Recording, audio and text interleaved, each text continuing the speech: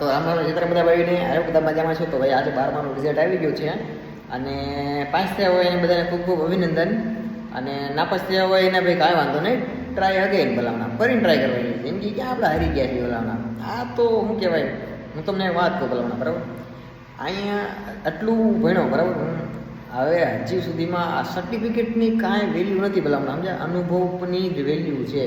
એટલે ભાઈ હું તમને કહું કે મારા ક્લાસમાં કદાચ પહેલા બીજા ત્રીજા નંબરમાં જે આવતા હતા ને, જે ટોપમાં ટોપ સ્ટુડન્ટ હતા, ભાઈ એ અત્યારે ક્યાંય ખોવાઈ ગયા છે ભલામણા, ક્યાંય જડતાય નથી અત્યારે, એવું છે.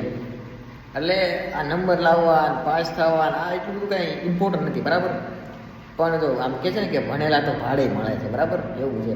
અને નાપાસ થયા હોય ને કાંઈ વાંધો નહીં, કોઈ ધંધા નાખી દો ભલામણા, એકડેથી ચાલુ કરો, ધંધા નાખી દેવાના ભલામણા, મૂંઝાવાનું નહીં ભલામણા. પછી પરીક્ષા રીતે રાખવાની, પાસ થવું તો થાય ને, થયું તેલ લેવા જાય, બાકી નાખી દેવાના ધંધા ભલામણા.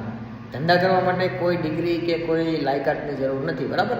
એટલે મોજ કરવાની ભાઈ. ચલો મળીએ નેક્સ્ટ વિડીયોમાં. બધાને